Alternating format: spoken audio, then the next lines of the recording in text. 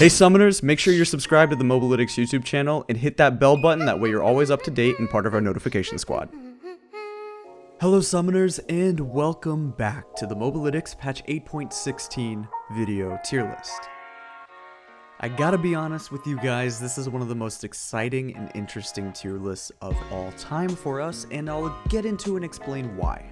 So we've had a lot of changes, a lot of changes, and let's get into a few of them one by one really quickly before we start, just so you guys understand and we can be transparent with you.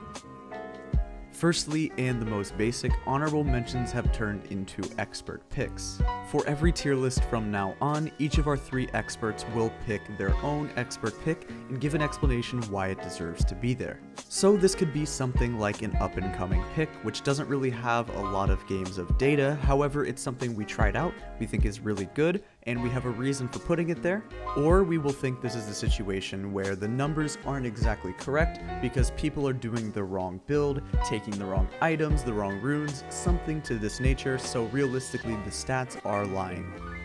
And another big change we've given to this tier list is we've allowed it to be for the general player base. This question is something that popped up a lot before. Who is the tier list for? Is it for high elo? Is it for low elo? To be honest, this tier list is for everybody, but of course that's going to be weighted towards lower ranks, or what people consider to be low elo, and this is because 95% of people are below the rank of platinum. So it might take a bit of adjusting for you guys. It might look weird to have a champion like Camille in B tier, but just understand that the reason Camille has a severe learning curve is because even though she's in B tier and she is severe, this means that in higher ranks she's going to be godlike or S tier. For next time's tier list, so 8.17, we are strongly considering making 2 different tier lists, one for the general overall player base and then one for high elo, so diamond and above performance. This will allow us to be fair towards everybody because the high elo tier list and the challenger and pro play tier list is much different than this one, but it also means that for the general player base they can understand what to look forward to. So let us know what you think about this idea.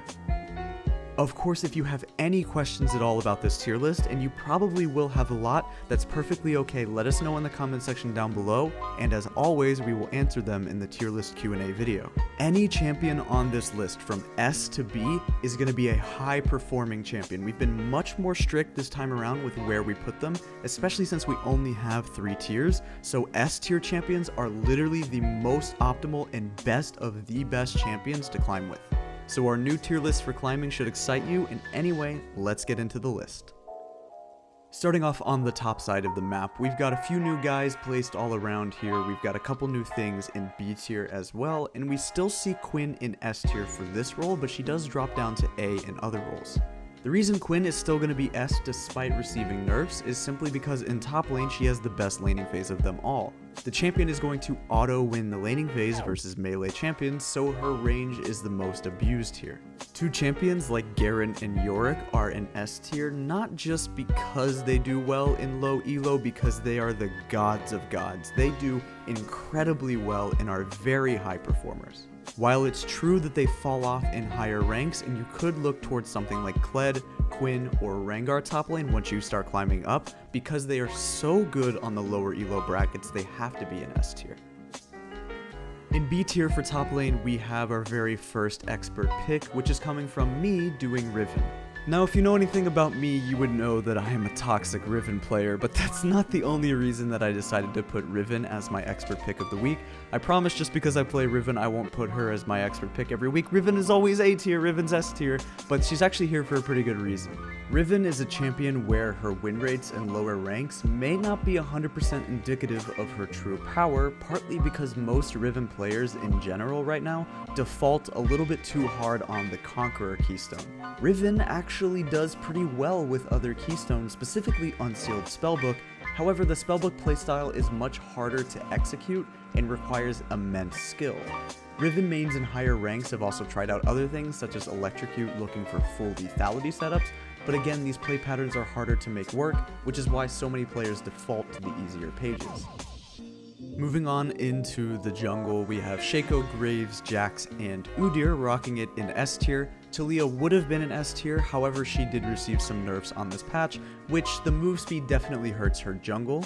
Champions like Nocturne and Shyvana are definitely high performers across many different elo brackets, and some of the more simple champions in B tier are just your standard things that have been doing well for quite a few patches in lower ranks. Champions like Kindred, Evelynn, and Kayn get better and better the higher elo you go, especially something like Kindred because if you've noticed, she's pick or ban in competitive play.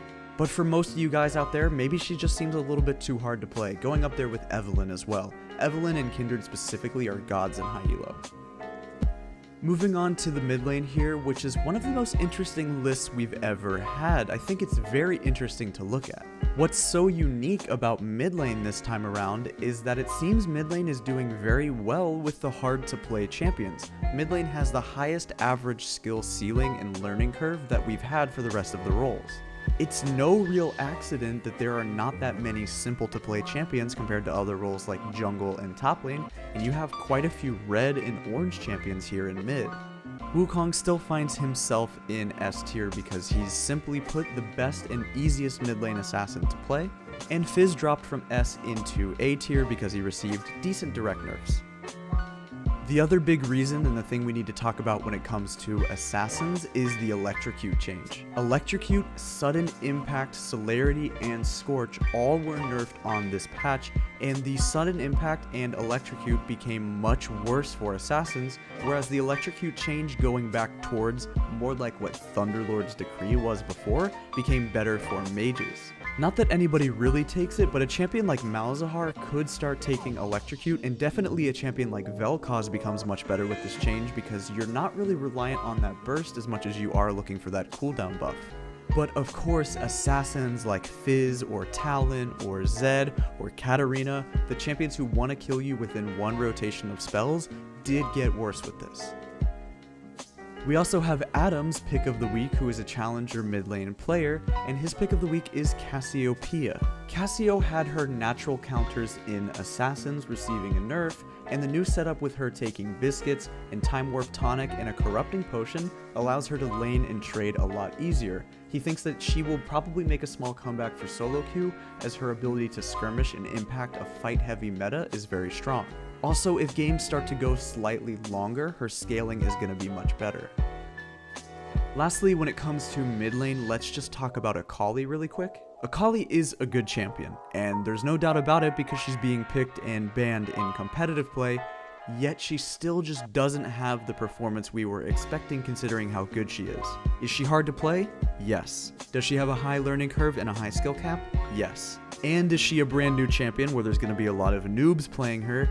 Yes. But purely based off of performance and what we've seen and even on feel, it's just a little bit too hard to tell where she lands. Maybe give it one more patch and on 8.17 you'll see her make the list. Do we think she's a good champion and you should continue learning to play her? Yeah, we definitely do, but can we recommend the general player base to play her? Probably not yet. Okay, on to the bottom lane, where marksmen have made a small comeback due to receiving some buffs on the previous patch, and for some of the champions like Jinx and Jhin and even Twitch, they've been doing much better. And we do see something interesting about bot lane. No, you are not seeing the graphic incorrect, there just aren't that many champions, and in B tier there's only one champion, Brand.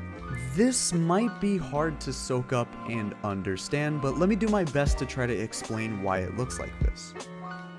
First off, bot lane as a role just doesn't have that many champions doing very well at the moment, due to the ADCs receiving so many nerfs, and where we've been through it, the marksman got gutted, yeah, we know what happened.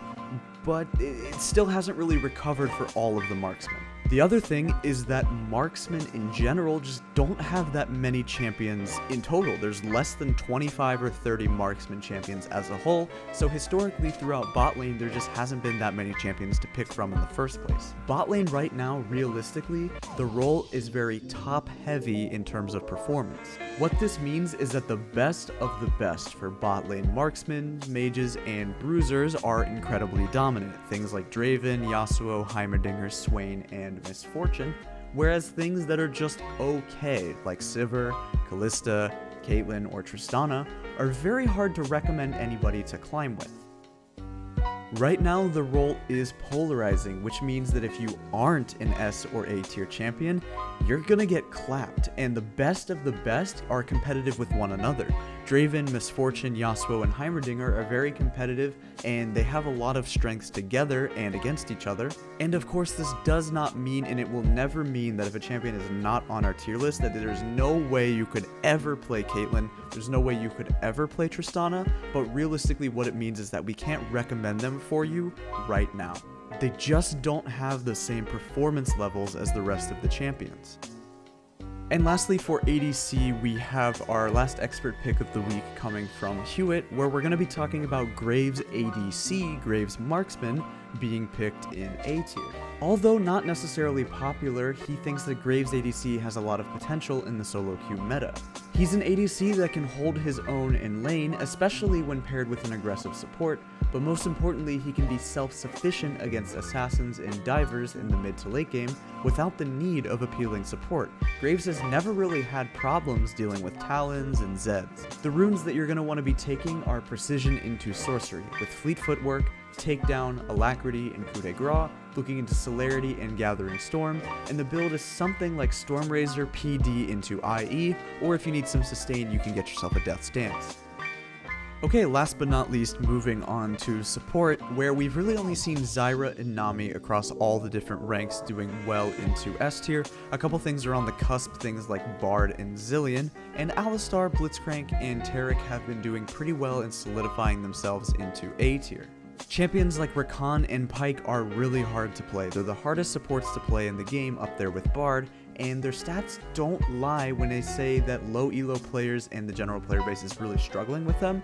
However, the higher and higher you go, especially something like Rakan, does very well. The champion power is there, the learning curve is what's hard. For the rest of the list, things like Soraka and Janna might start to come back. Actually, a lot of tanks were buffed on this patch, which means that if games start to slow down and there's more and more tanks, things that disengage, peel, and really stall out fights, like Soraka, are going to be better.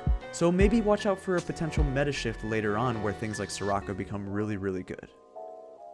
Anyway, that's going to wrap it up for the Mobalytics patch 8.16 video tier list. We're sorry this one ran a little bit long, but we wanted to be transparent with you and just be excited about the new list. We hope you guys understand and like it, and as always, of course, leave your questions down below.